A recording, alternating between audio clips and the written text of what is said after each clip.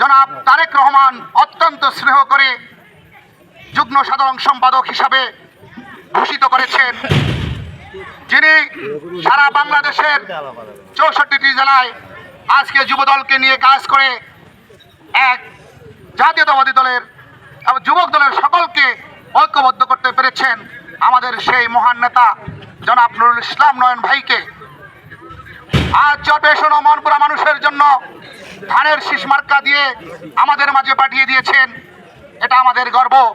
আজকে আমাদের এই চরপেশন ও মনপুরা সারা বাংলাদেশে একটি পরিচিত নাম, শুধুমাত্র এই আমাদের নেতা জনাব নুরুল ইসলাম নয়নের মধ্য দিয়ে।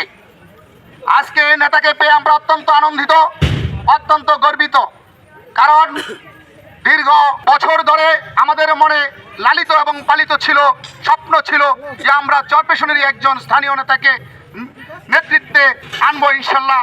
আল্লাহ পাক আমাদেরকে সেই সকল কাম করিয়ে দিচ্ছেন, তাই রাব্বুল আলামিনের কাছে শুকরিয়া আদায় করছি। প্রিয় এলাকাবাসী, আপনারা জানেন এবং আপনারা সবাই গত 17 বছর একটি ফ্যাসিবাদী দল আওয়ামী লীগ দ্বারা নির্যাতিত হয়েছে। আমার মনে হয় সাধারণ মানুষ থেকে শুরু করে ওয়ার্ড পর্যায়ে থেকে শুরু করে আমাদের সাধারণ নেতাকর্মী থেকে শুরু করে গুরুত্বপূর্ণ নেতৃবৃন্দ মাদ্রাজের আমরা সকলেই আহত হয়েছি, তাদের দ্বারা নির্যাতিত হয়েছি।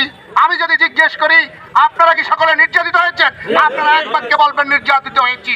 আসলে কি আমরা নির্যাতিত হয়েছি? আমরা সকলেই নির্যাতিত। আমরা যেমনি নির্যাতিত তেমনি আমাদের এই চরপেশনে যারা নেতৃত্ব দিচ্ছেন, চরপেশনের সাধারণ মানুষ থেকে শুরু করে আবাল বৃদ্ধ অনেকেই নির্যাতিত। আপনারা জানেন আমাদের ছাত্রনেতা আব্দুর রাজ্জাককে হত্যা করা হয়েছে, এমনি করে চরপেশনের অনেক সন্তানকে হত্যা করা হয়েছে। শুধু চরপেশন নয়, ভোলাতে আমাদের অনেককে হত্যা করা হয়েছে। শুধু ভোলা নয়, বরিশালে হত্যা করা হয়েছে।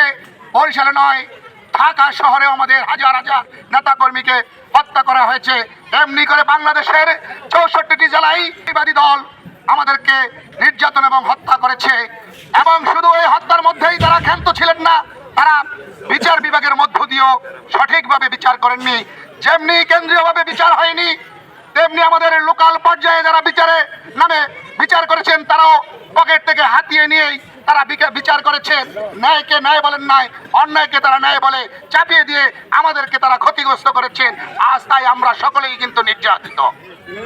এমনি করে আমরা যেরকম সকলে নির্যাতিত, বাংলাদেশের সকল নেতাকর্মীরা যেভাবে নির্যাতিত, তেমনি আমাদের মহান নেতা যার নেতৃত্বে এই বাংলাদেশটি স্বাধীন হয়েছিল, যার ঘোষণার মধ্য দিয়ে এই বাংলাদেশটি স্বাধীন হয়ে সার্বভৌমত্ব একটি দেশ হিসেবে চিহ্নিত হয়েছে, যার জন্ম না হলে এই বাংলাদেশের জন্ম হতো না, যার জন্ম না হলে এই গণতন্ত্র ফিরে আসতো না।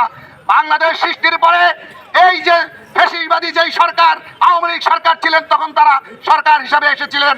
তারা এসেও এদেশের মানুষকে অনেক লঙ্গরখানা না খেয়ে রাহাজানি এবং রক্ষী বাহিনীদেরকে তৈরি করে এদেশের বহু মানুষকে হত্যা করেছেন।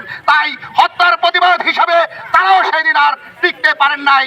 75-এর 15ই আগস্ট তারা এই বাংলার মাটি থেকে বিদায় নিয়েছেন এবং ঠিক সেই একই ধারায় আওয়ামী লীগ ক্ষমতায় এসে গত 17 বছর যেই অপকর্ম করেছেন, যে হত্যা করেছেন, রাহাজানি করেছেন, যেভাবে বিচারের নামে প্রহসন করেছেন, এদেশের সাধারণ মানুষ, ছাত্র জনতা ঐক্যবদ্ধ হয়ে তাদেরকে 5ই আগস্ট এই বাংলাদেশ থেকে বিতাড়িত করেছেন। তিনি পালিয়ে গিয়েছেন, ইতিমধ্যে তার বিচার হয়ে গিয়েছে। বিচারে তার সর্বোচ্চ শাস্তি মৃত্যুদণ্ডে দণ্ডিত হয়েছে।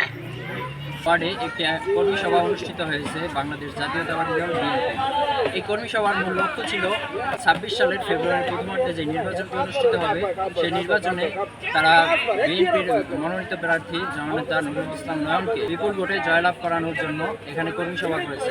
তাদের মূল লক্ষ্য ছিল যে কীভাবে নির্বাচনটি সুস্থ করা যায় এবং কি 100% ভোটার নিশ্চিত করা যায়। বিএনপির ভারপ্রাপ্ত চেয়ারম্যান জননেতা জনাব তারেক রহমানের 61তম জন্মবার্ষিকী, সেই জন্মবার্ষিকীতে তারা তার জন্য দোয়া করেছেন।